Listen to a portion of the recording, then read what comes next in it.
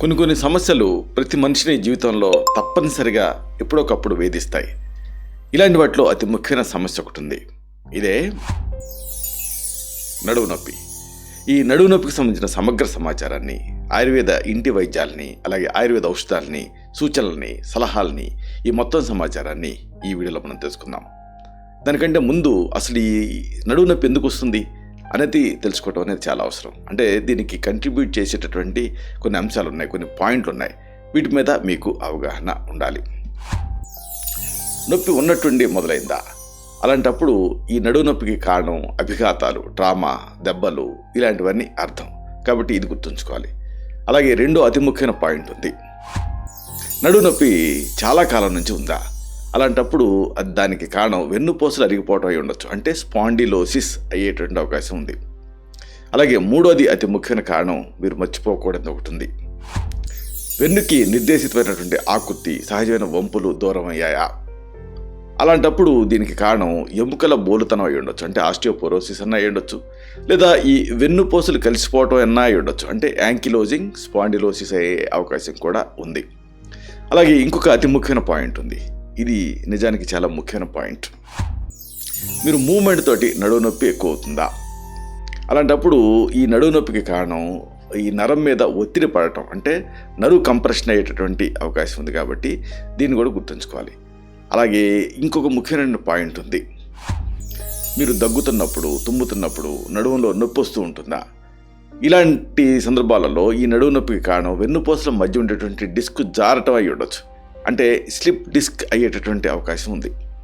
అలాగే ఇంకొక అతి ముఖ్యమైన పాయింట్ ఉంది. మీకు నడువు నొప్పి సరే, కానీ జనరల్ హెల్త్ ఎలా ఉంది? సాధారణ ఆరోగ్యం కుంటుపడిందా? నలతగా అనిపిస్తూ ఉంటుందా? అలాంటప్పుడు ఈ నడువు నొప్పికి కారణం ఆమవాతం, అంటే రొమటాయిడ్ ఆర్థరైటిస్ అయ్యేటటువంటి అవకాశం ఉంది. అలాగే ఇంకొక ప్రధానమైనటువంటి పాయింట్ ఉంది. కాళ్ళల్లో శక్తి లేనట్టుగా, సూదులతో గుచ్చుతున్నట్టుగా అనిపిస్తూ ఉంటుందా నడువు నొప్పితో పాటు? అలాంటప్పుడు ఈ నడువు నొప్పికి కారణం నరం మీద ఒత్తిడి పడటం అయి ఉండొచ్చు. అంటే నరువు కంప్రెషన్ అయ్యేటువంటి అవకాశం ఉంది. ఇంకొకటి అన్రిలేటెడ్గా అనిపించే మరొక పాయింట్ ఉంది. మీ మూత్రం కంట్రోల్లో లేకుండా పడిపోతూ ఉంటుందా? అలాగే మల విసర్జన మీద కూడా నియంత్రణ ఉండటం లేదా? అలాంటప్పుడు ఈ నడువు నొప్పికి కారణం నరాల దౌర్బల్యం, అంటే నరువు వీక్నెస్ అయ్యేటటువంటి అవకాశం ఉంది. అలాగే అతి ముఖ్యమైన మరొక పాయింట్ ఉంది. ఒకవేళ మీరు మహిళలైతే నడువు నొప్పి నెలసరి సమయాల్లో ఎక్కువ అవుతూ ఉంటుందా? అలాంటప్పుడు ఈ నడువు నొప్పికి కారణం గర్భాశయం వెనక్కి తిరిగి ఉండటం అన్న అయి ఉండొచ్చు. అంటే రిట్రోవర్టెడ్ యూట్రస్, లేదా గర్భాశయపు లోపల పొర బయట పెరగటం అన్నా అయి ఉండొచ్చు. అంటే ఎండోమెట్రియోసిస్ కూడా ఇలాగా ఎండోమెట్రియోసిస్ ఉన్న సందర్భాల్లో కూడా మహిళల్లో నడువు నొప్పి వస్తూ ఉంటుంది. అలాగే ఇంకొక ముఖ్యమైన పాయింట్ ఉంది. ఎక్కువసార్లు మీరు మూత్ర విసర్జన చేస్తున్నారా? మూత్రంలో రక్తం కనిపిస్తుందా? ఇలాంటప్పుడు నడువు నొప్పికి కారణం మూత్రపిండాల్లో రాళ్ళన్నా అయి ఉండొచ్చు, లేదా ఏదైనా కిడ్నీ వ్యాధులు కూడా అయ్యే అవకాశం ఉంది. ఇంకొక అది ప్రధానమైన పాయింట్ ఉంది. ఇది చాలా ముఖ్యమైన పాయింట్ నిజానికి. నడువు నొప్పితో పాటు మీ పొట్ట ప్రాంతంలో నొప్పి ఉంటుందా? అలాంటప్పుడు ఈ నడువు నొప్పికి కారణం ఉదర అవయవాలలో వాపు తయారవటం, ఇన్ఫ్లమేషన్ తయారవటం అయి ఉండొచ్చు. ఇక అన్నిటికంటే మించి last but not the least point ఒకటి ఉంది. మీరు నడువు నొప్పి ఉన్నప్పుడు సమాంతరంగా గమనిస్తే బరువు తగ్గిపోతున్నారా? అలాంటప్పుడు దీర్ఘవ్యాధుల ప్రభావం నడువు నొప్పికి కారణం ఉండొచ్చు, లేదా ఏదన్నా ప్రమాదకరమైన రుగ్మతలు కూడా ఈ నడువు నొప్పికి కంట్రిబ్యూట్ చేసేటువంటి అవకాశం ఉంది. ఇలాగా ఫస్ట్ మీ నడువు నొప్పికి కారణం ఏదో నడుము పట్టేసిందని కాకుండా వీటన్నిటిని ఆలోచించాలి. కాబట్టి వీటి మీద అవగాహన ఉన్నప్పుడు మీరు పిన్ పాయింటెడ్గా జాగ్రత్తలు తీసుకోగలుగుతారు. ఇదే మనం తెలుసుకోబోతున్నాం. ఈ నడువు నొప్పికి సంబంధించి కొన్ని ప్రాథమిక అంశాలు, కొన్ని ముఖ్యమైన అంశాలు, కొన్ని ఇంపార్టెంట్ పాయింట్స్ ఉన్నాయి. ఇది మీరు తెలుసుకోవాలి. చూడండి, మీరు బస్సుల్లో కానీ రైళ్లలో కానీ గంటల తరబడి కూర్చొని ప్రయాణం చేయటం, అలాగే టెలివిజన్ ముందు అదే పనిగా చెరగిలబడటం, ఇంకా డజన్ల కొద్దీ కూడా ఆ బిందెలు మోయటం, ఇవన్నీ చేయటానికి మన శరీరానికి కొన్ని పరిధులు ఉన్నాయి. అయినా తప్పకను, అశ్రద్ధ వలన, తెలుసు తెలియకను చేసేస్తూ ఉంటాం. వీటి పర్యవసానమే ఈ నడువు నొప్పి. కాబట్టి ఇన్ని అంశాలు నడువు నొప్పికి కంట్రిబ్యూట్ చేసే అవకాశం ఉంది.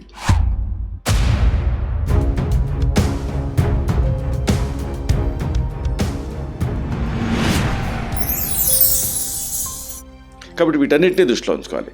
ఆయుర్వేద శాస్త్ర గ్రంథాలు కట్టిసోలా అనే పేరుతోటి ఈ నడువు నొప్పిని చెప్పాయి. సంహితకాడు నడువు నొప్పికి దైనందిన పరిస్థితులని కారణాల కింద పేర్కొంటూ వాటిని మిథ్యాయోగం అన్న పేరుతోటి చెప్పాడు. నడువు నొప్పి అనేది జలుబు తర్వాత కనిపించే చాలా సాధారణమైనటువంటి సమస్య. డాక్టర్లకి తరచుగా వినిపించేటువంటి ఫిర్యాదు ఇది.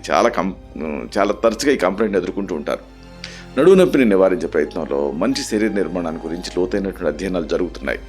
ఆధునిక శాస్త్ర అధ్యయనాలలో సాంకేతిక పరిజ్ఞానాన్ని పూర్తి స్థాయిలో వినియోగించుకోవడం కూడా జరుగుతుంది. అయినప్పటికీ కూడా చిత్రంగా నడుము నొప్పితోటి బాధపడే వాళ్ళ సంఖ్య తగ్గకపోగా పెరుగుతూనే ఉంది. మరొక మాట చెప్పాలంటే ప్రతి ఒక్కళ్ళకి జీవితంలో ఏదో ఒక సమయంలో మనం చెప్పుకున్నట్టుగా నడుము నొప్పి వచ్చి తీరుతుంది. ప్రపంచవ్యాప్తంగా అనేక వేల పని గంటలు నడుము నొప్పి కారణంగా మనకి వేస్ట్ అయిపోతున్నాయి. దీన్ని బట్టి అందరూ ఈ సమస్య మీద సమగ్రమైన అవగాహన కలిగి ఉండటం చాలా అవసరమని గ్రహించాలి. ఎందుకంటే ఇప్పుడు మీకు నడుము నొప్పి ఉండకపోవచ్చు, కానీ డెఫినెట్గా ఇది వచ్చే అవకాశం ఉంటుంది కాబట్టి దీనిపైన మీకు ఐడియా ఉండాలి. నడుము నొప్పికి ప్రధాన కారణం మన పరిణామ క్రమంలో పొందినటువంటి పరిణితే అని జీవశాస్త్ర అధ్యయనకారుల అభిప్రాయం. అంటే మనం స్వతహాగా మన పూర్వీకులైన వానరాల్లాగా 4 కాళ్ళ మీద నడవాలని, అయితే జీవ పరిణామ క్రమంలో ఇలాగా లేచి నిలబడ్డామని, అయినప్పటికీ కూడా శరీరం మాత్రం 4 కాళ్ళతో కూడినటువంటి ఆ సమతుల్యానికి అలవాటు పడిందని, సమస్య సరిగ్గా ఇక్కడే వస్తుందని వీళ్ళు అంటూ ఉంటారు. అయితే వీళ్ళ అభిప్రాయంలో కొంత నిజం ఉన్నప్పటికీ కూడా ఇదే పూర్తి నిజం అని అంగీకరించాల్సిన పని లేదు. ఎందుకంటే పరిణామ క్రమంలో శరీరం తన చుట్టుపక్కల పరిస్థితులకి అనుగుణంగా తను తాను కూడా మార్చుకుంటుంది కాబట్టి. నడుము నొప్పికి నివారణగా భారతీయ శస్త్రచికిత్స మహుడు అంటే ఫాదర్ ఆఫ్ సర్జరీ అంటారు, సుశ్రుతుడు మనిషి భంగిమల గురించి అలాగే ఎక్సర్సైజ్ గురించి ప్రత్యేకంగా చెప్పాడు.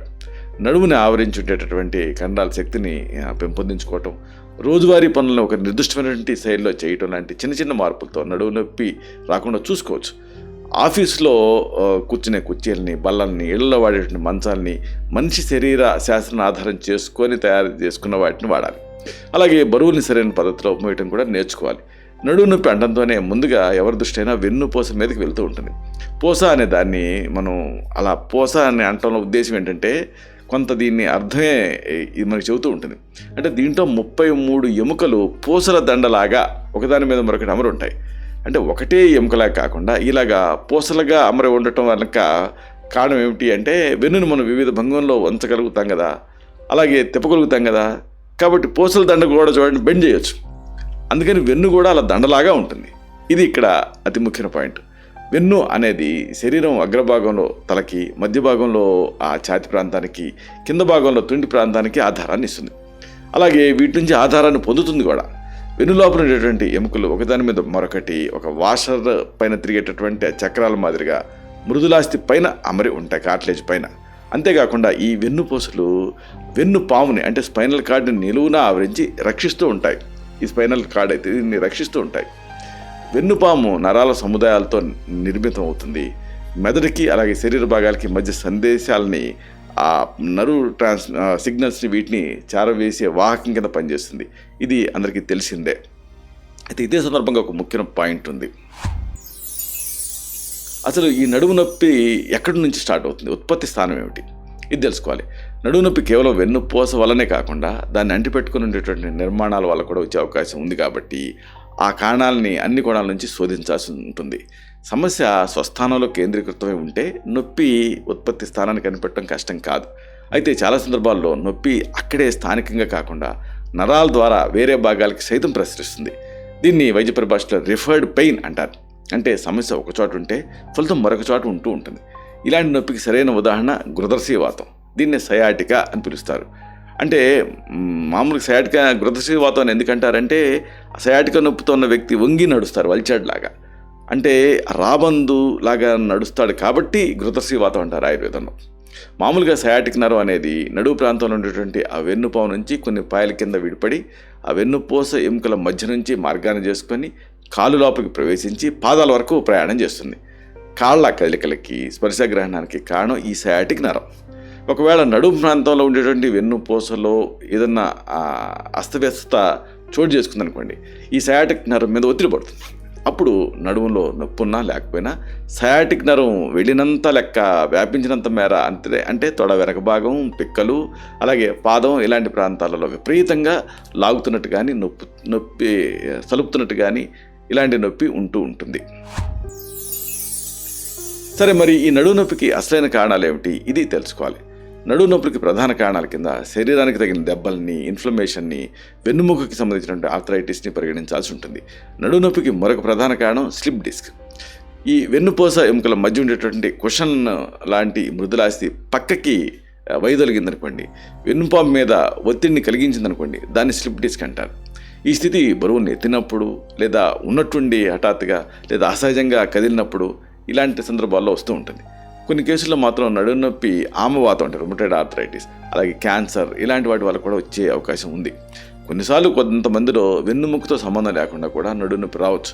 అంటే మూత్రపిండాల వ్యాధులు, మహిళల్లో వచ్చేటువంటి పెల్విక్ ఇన్ఫ్లమేటరీ డిసీజు ఇలాంటివి దీనికి ఉదాహరణ. కాబట్టి వీటినన్నింటినీ కూడా నడుము నొప్పిని కలిగించే ఒక 12 సాధారణ కారణాలని వీటిని వరుసగా 1 by 1 సమీక్షిద్దాం మనం. ముందు చెప్పుకోవాల్సింది ట్రామా, అభిఘాతాలు అంటే ఈ దెబ్బల గురించి. బరువుని లేపుతున్నప్పుడు, పక్కకి తిరిగినప్పుడు లేదా వంగినప్పుడు నడుము లోపల కలుక్కుమని ఆ తర్వాత ఆ నొప్పి అలాగే కొనసాగుతూ ఉంటే వెన్నుపూసలకు కానీ వాటిని అంటిపెట్టుకున్నటువంటి నిర్మాణాలకు కానీ దెబ్బ తగిలింది అని అర్థం. ఈ కండర సముదాయాలు చిట్టినప్పుడు లేదా సాగినప్పుడు ఈ స్థితి వస్తూ ఉంటుంది. అలాగే వెన్నుపూస ఎముకల మధ్య ఉండేటటువంటి మృదులాస్థి అంటే డిస్క్ స్థానభ్రంశం చెంది వెన్నుపాము మీద ఒత్తిడి కలిగించినప్పుడు కూడా నడుము నొప్పి రావచ్చు.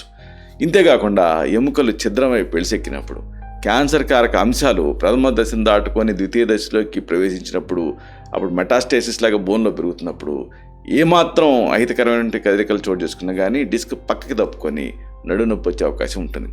ఇలాంటప్పుడు వీటికి కారణానుగుణమైన ట్రీట్మెంట్స్ అవసరం అవుతాయి. సామాన్య చికిత్సగా స్నేహస్వేదాలు అంటే ఆయిల్ రాయటం, కాపడం పెట్టుకోవడంతో పాటుగా మహావాత విధ్వంసన రస్ ఇలాంటి సమనౌషధాలని ఇవ్వాల్సి ఉంటుంది. ఇక నడుము నొప్పికి మరొక ముఖ్యమైన కారణం ఈ వెన్నుపూసలు అరిగిపోవటం అంటే స్పాండిలోసిస్ అనుకున్నాం కదా.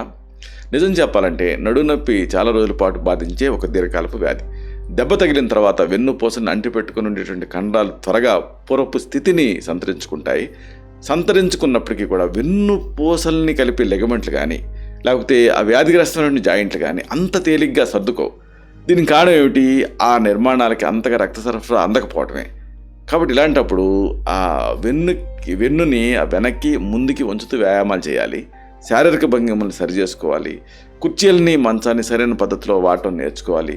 పంచకర్మలు అనేటువంటి ఆయుర్వేద చికిత్సలు ఉంటాయి. వీటిని తీసుకుంటే త్వరగా ఈ నడుము నొప్పి నుంచి రిలీఫ్ పొందొచ్చు. ఇక అతి ముఖ్యమైన మరొక పాయింట్ ఉంది. ఎముకల బోలుతనం అంటే ఆస్టియోపోరోసిస్ కానీ, వెన్నుపూసలు కలిసిపోవడం అంటే యాంకిలోజింగ్ స్పాండిలోసిస్ కానీ ఇలాంటి సందర్భాలలో ఈ నడుము నొప్పి వచ్చే అవకాశం ఉంది. ఇప్పుడు డ్రెస్సింగ్ టేబుల్ ముందు ఒక పక్కకి నిలబడి చూసుకోండి. మీకు మీ వెన్నులో 4 చోట్ల వంపులు కనిపిస్తాయి. ఎక్కడెక్కడ?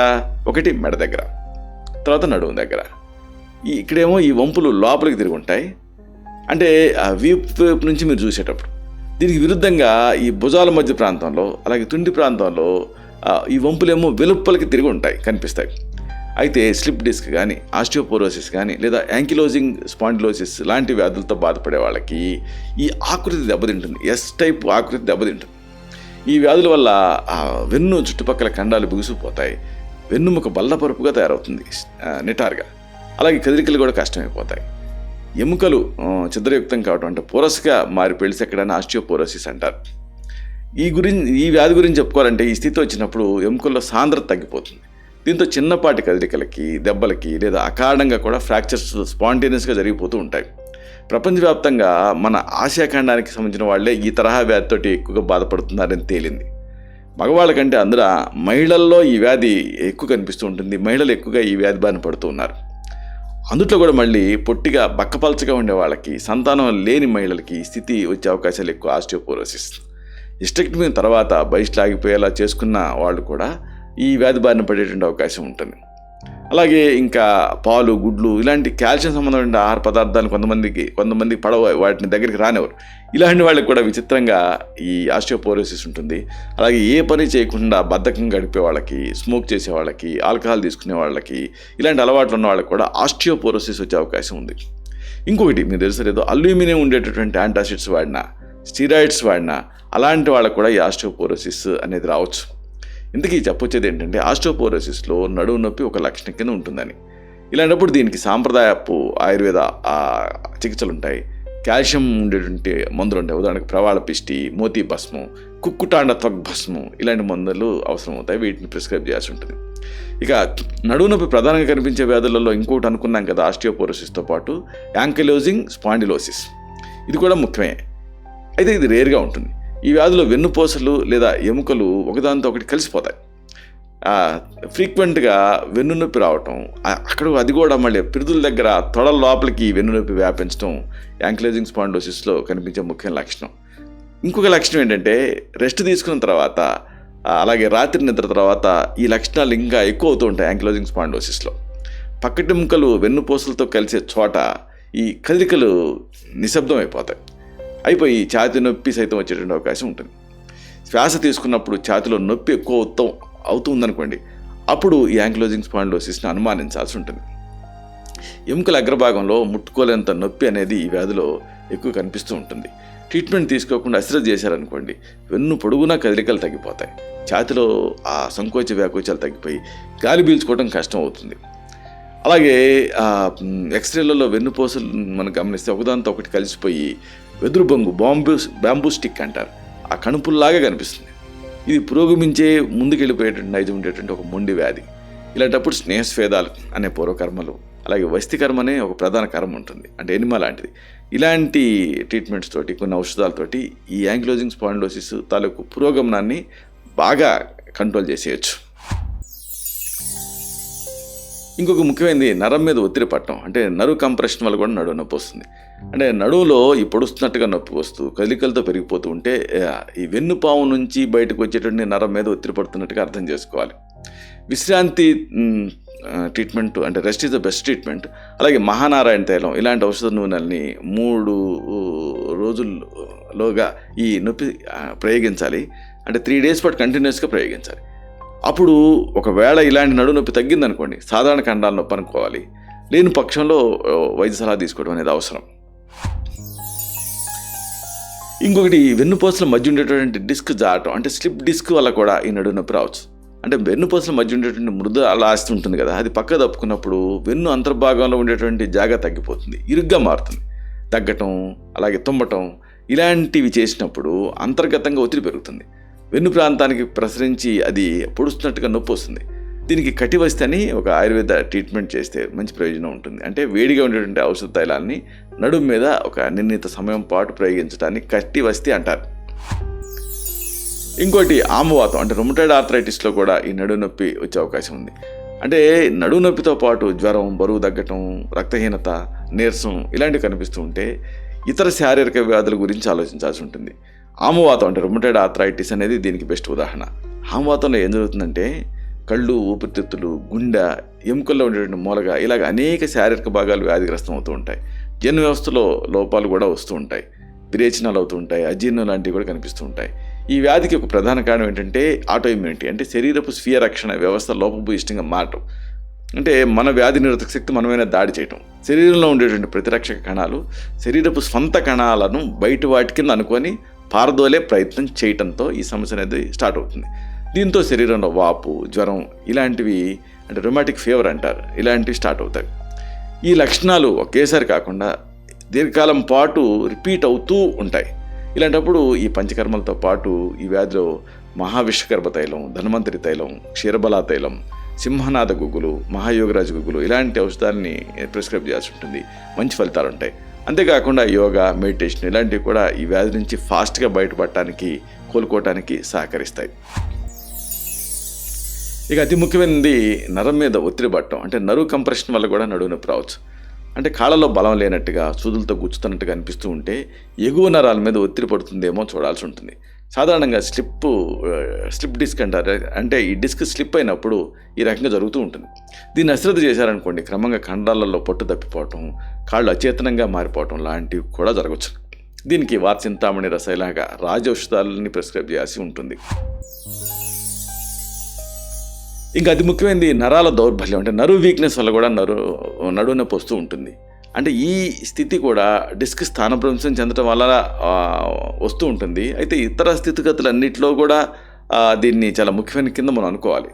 దీనికి తక్షణమే మెడికల్ ట్రీట్మెంట్ అనేది అవసరం అవుతుంది. ఇంకోటి మహిళల్లో గర్భాశయం వెనక్కి తిరిగి ఉండటం, అంటే రెట్రోవర్టెడ్ యూట్రస్ కానీ, గర్భాశయపు లోపల పొర వేరే ఇతర భాగాల్లో పెరగటం కానీ, అంటే ఎండోమెట్రియోసిస్ ఇలాంటివి కూడా కంట్రిబ్యూట్ చేస్తూ ఉంటాయి. అంటే ఈ 2 సందర్భాలలో నడువు నొప్పి వస్తుంది. కొంతమంది మహిళల్లో గర్భాశయము వెనక్కి తిరిగి ఉంటుంది, దీన్ని రెట్రోవర్టెడ్ యూట్రస్ అంటారు. ఇలాంటి వాళ్ళకి నెలసరి సమయంలో నడువు నొప్పి వచ్చే అవకాశం ఉంది. అంతేకాదండి, గర్భాశయపు లోపల పొర వ్యాధిగ్రస్తమై ఇతర భాగాలకి ప్రసరించింది అనుకోండి ఎండోమెట్రియోసిస్ అంటారు. అంటే అంతర్గతంగా ఉన్న పొర గర్భాశయం బయట వేరే భాగాలకి ప్రసరిస్తుంది, మొత్తం అబ్డమెన్లో. ఇలాగా నడుము నొప్పి వచ్చేటువంటి అవకాశం ఉంటుంది. ఇలాంటప్పుడు అశోకారిష్టం, పుష్యానుగ చూర్ణం, చంద్రకళారసు, అలాగే త్రిఫల గుగ్గులు, లోద్రాస్వం, ప్రదరాంతక రస్సు ఇలాంటి వాటిని ప్రిస్క్రైబ్ చేయాల్సి ఉంటుంది. ఇంకొక లీడింగ్ కాజు మూత్రపిండాల్లో రాళ్ళు, కిడ్నీ వ్యాధులు ఉన్నా కానీ నడుము నొప్పి రావచ్చు. అంటే ఈ కిడ్నీ వ్యాధులు కానీ, కిడ్నీలో రాళ్ళు తయారైనప్పుడు కానీ అప్పుడు బ్యాక్ పెయిన్ కూడా ఒక అనుబంధ లక్షణం కింద ఉంటూ ఉంటుంది. ఈ వ్యాధుల్లో మూత్రాన్ని జారీ చేసే ఔషధాన్ని, అశ్మిని భేదన ఔషధాన్ని అంటే రాళ్ళని కరిగించే ఔషధాన్ని ప్రిస్క్రైబ్ చేయాల్సి ఉంటుంది. ఉదాహరణకు చంద్రప్రభావటి, గోక్షరాది చూర్ణం, గోక్షరాది గుగ్గులు, పునర్నవాది మండోరం, శతావరి లేహ్యం, సోధారి మండోరం, సుకుమార రసాయనం, శతావరి ఘృతం, అలాగే సురాక్షార కాశీస భస్మం ఇలాంటివి ప్రిస్క్రైబ్ చేస్తూ ఉంటాం. ఇక ఈ నడుము నొప్పికి అతి ముఖ్యమైన మరొక కారణం ఉంది. ఈ ఉదర అవయవాలలో వాపు, ఇన్ఫ్లమేషన్ తయారవటం. అంటే అపెండిక్స్, పెద్ద పేగులు, గాల్ బ్లాడర్లు ఈ వ్యాధిగ్రస్తమయ్యాయనుకోండి నడుము ప్రాంతంలో కూడా నొప్పి వచ్చేటువంటి అవకాశం ఉంది. ఈ సమస్యలన్నిటికీ వాటి మెయిన్ కాజ్ని ట్రీట్ చేయడం అనేది అవసరం. అలాగే అతి ముఖ్యమైన లాస్ట్ కాజ్ ఉంది. ఏదన్నా ఒక దీర్ఘకాలపు వ్యాధులు, వాటి ప్రభావం వల్ల, ప్రమాదకర రుగ్మతల వల్ల కూడా నడుము నొప్పి వచ్చే అవకాశం ఉంది. అంటే ఎక్కువ కాలం నుంచి నడుము నొప్పితో బాధపడుతున్నప్పుడు దానికి బరువు తగ్గిపోవటం కూడా ఒక లక్షణం కింద తోడైందనుకోండి, అది ప్రమాదకరమైన స్థితిని సూచిస్తుంది. ఎముకల మూలక వ్యాధిగ్రస్తం కావటం అంటే ఆస్టియోమైలైటిస్, బోన్ టీబీ, లుకీమియా, ఇంకా ఇతర రకాల క్యాన్సర్ తాలూకు రకరకాల అవస్థల గురించి ఆలోచించాల్సి ఉంటుంది, కన్సిడర్ చేయాల్సి ఉంటుంది. ఈ లక్షణాలు కనిపిస్తున్నప్పుడు వైద్య సహాయం అనేది తప్పనిసరి. ఏదేమైనా ఈ నడుము నొప్పి అనేది చాలా వేల పని గంటలని నాశనం చేస్తుంది, అలాగే డిప్రెషన్ కూడా కారణమవుతుంది. కాబట్టి కొన్ని జాగ్రత్తలు తీసుకోవాలి. జాయింట్ల కదలికలు తగ్గిపోవటం, నరాల మీద ఒత్తిడి పట్టడం లాంటివి నడుము నొప్పిని పదే పదే తిరగబెట్టేలాగా చేస్తూ ఉంటాయి. నడుము నొప్పి రాకుండా ఉండాలంటే కొన్ని సూచనలు మీరు పాటించాలి.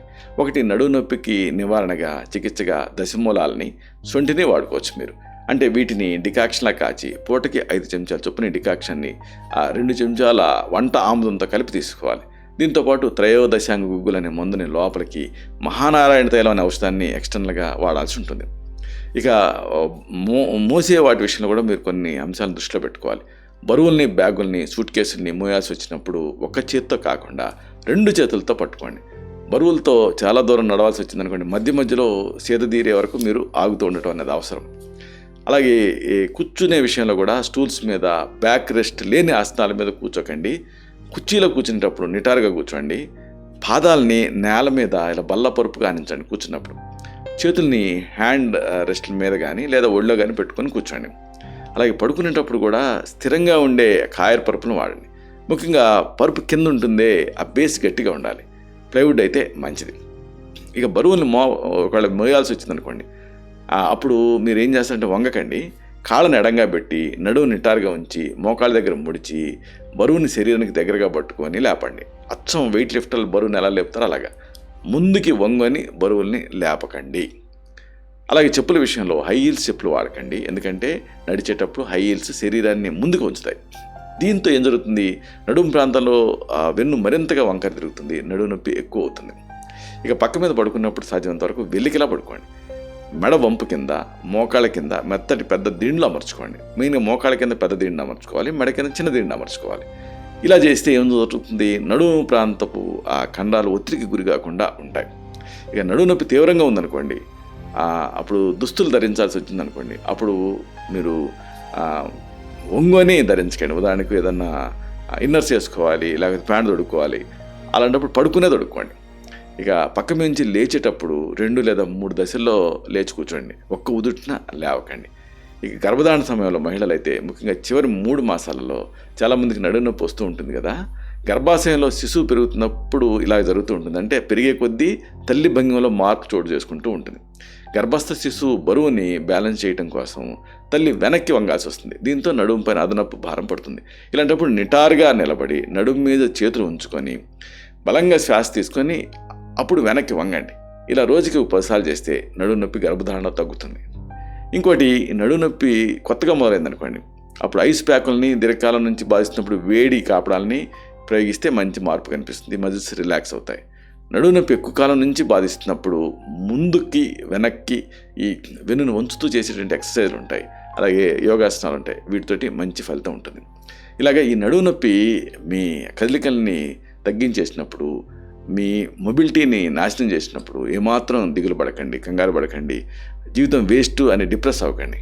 ఇన్ని చక్కని ఉపాయాలు ఉన్నాయి, అలాగే ఇన్ని చిట్కాలు ఉన్నాయి, అలాగే సూచనలు ఉన్నాయి. వీటిని పాటిస్తే మళ్ళీ మీరు మామూలు జీవితాన్ని గడపగలుగుతారు. ఇలాంటి మరిన్ని ఇన్ఫర్మేటివ్ వీడియోస్ కోసం మీ ఛానల్ సబ్స్క్రైబ్ చేసుకోండి. అలాగే ఈ వీడియోలు అప్లోడ్ అవడంతో ఆ విషయం మీకు తెలియాలనుకుంటే బెల్ బటన్ క్లిక్ చేయండి. అప్పుడు మీకు ఒక నోటిఫికేషన్ వస్తుంది. ఆ నోటిఫికేషన్ మీరు క్లిక్ చేస్తే ఆ వీడియోని మిస్ కాకుండా చూడగలుగుతారు. అలాగే ఈ వీడియో మీకు నచ్చితే లైక్ చేయండి. అప్పుడు ఇది మరింత ఎక్కువ మందికి రికమెండ్ అవుతుంది. ఈ వీడియో తలకు పర్పస్ సర్వ్ అవుతుంది. అంటే అందరికీ ఆరోగ్యం అన్న మన భాష, మన ఆకాంక్ష నెరవేరుతాయి. శతం జీవ శరదో వర్ధమానః, శతం హేమంతాన్ శతం వసంతాన్. 100 శరత్తులు, 100 హేమంతాలు, 100 వసంతాలు వర్ధిల్లుతూ జీవించండి. Stay healthy, stay happy, be positive, keep smiling. Love you all. శుభం.